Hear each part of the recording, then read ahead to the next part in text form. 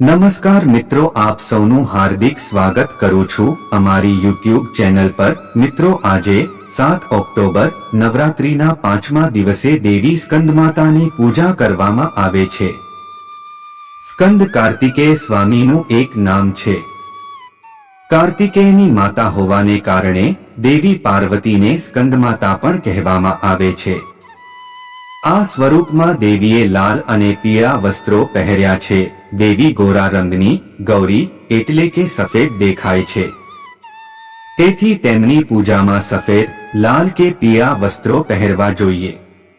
મિત્રો, સ્કંદમાતાની વ્રત અને પૂજા કરવાની વિધિની વાત કરીએ તો સવારે સ્નાન કર્યા પછી દેવીની પૂજા કરવાનો સંકલ્પ લો અને ઘરના મંદિરમાં વ્રત રાખો, પૂજા કરો અને દિવસભર ઉપવાસ રાખો। દેવી મંત્રોનો જાપ કરો।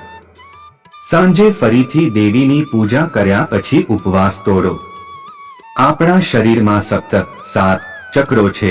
આ 7 ચક્રોમાંથી વિશુદ્ધ ચક્રમાં દેવી સ્કંદમાતાનો વાસ છે। દેવી સ્કંદમાતાની કથા કંઈક આ મુજબ છે। મિત્રો, તારકાસુર સાથે જોડાયેલી એક કથા છે। તારકાસુરને બ્રહ્માજી તરફથી વરદાન મળ્યું હતું કે માત્ર શિવનો પુત્ર જ તેનો વધ કરી શકશે। વરદાન મળ્યા પછી કોઈ દેવી દેવતા કે ભગવાન તેને મારવા સક્ષમ ન હતા, જેના કારણે તારકાસુરે આતંક મચાવ્યો હતો। શિવ અને પાર્વતીના પુત્ર કાર્તિકેયને કૃતિકાઓ દૂર જંગલમાં ઉછેરી રહી હતી। શિવના પુત્રનો ઉછેર કૃતિકાઓએ કર્યો હતો, તેથી તેનું નામ કાર્તિકેય પડ્યું। જ્યારે શિવ પાર્વતીને તેમના પુત્ર વિશે માહિતી મળી ત્યારે તેઓએ કૃતિકા પાસે સેવકો મોકલ્યા અને કાર્તિકેયને કૈલાસ પર્વત પર બોલાવ્યા। શિવ પાર્વતી પાસે કાર્તિકેય આવ્યા ત્યારે બધા દેવતાઓ પણ શિવની મદદ લેવા આવ્યા, કારણ કે વરદાન મુજબ ફક્ત કાર્તિકેય જ તારકાસુરને મારી શકે છે। દરેકની રક્ષા કરવા માટે ભગવાન શિવ કાર્તિકેયને યુદ્ધ માટે મોકલવા સંમત થયા। કાર્તિકેયને યુદ્ધનું જ્ઞાન આપવા માટે દેવી પાર્વતીએ સ્કંદમાતાનું રૂપ ધારણ કર્યું હતું। સ્કંદમાતાએ કાર્તિકેયને યુદ્ધની તાલીમ આપી, ત્યારબાદ તે યુદ્ધમાં દેવતાઓના સેનાપતિ બન્યા અને તારકાસુરનો વધ કર્યો। સ્કંદમાતા સ્વરૂપ શું શીખવે છે?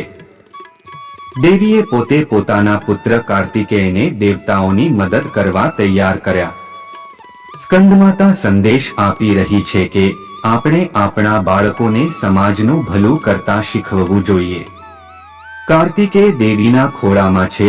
દેવી માત્ર તેના પુત્રની સંભાળ જ નથી લેતી, પણ દરેકની રક્ષા પણ કરે છે।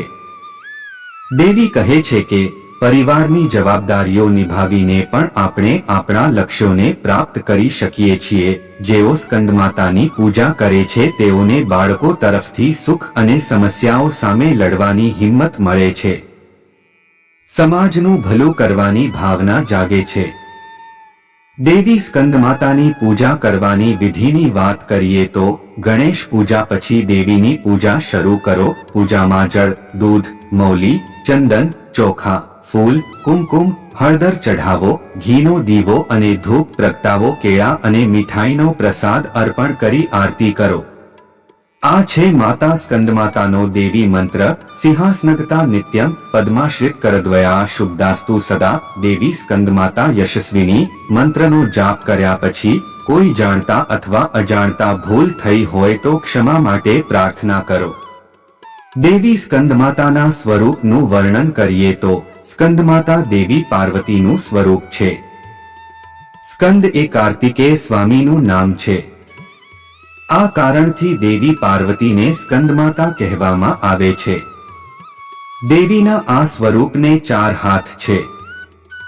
દેવીએ તેના ઉપરના જમણા હાથે સ્કંદ એટલે કે કાર્તિકેયને પકડી રાખ્યા છે। જમણા હાથમાં કમળ છે।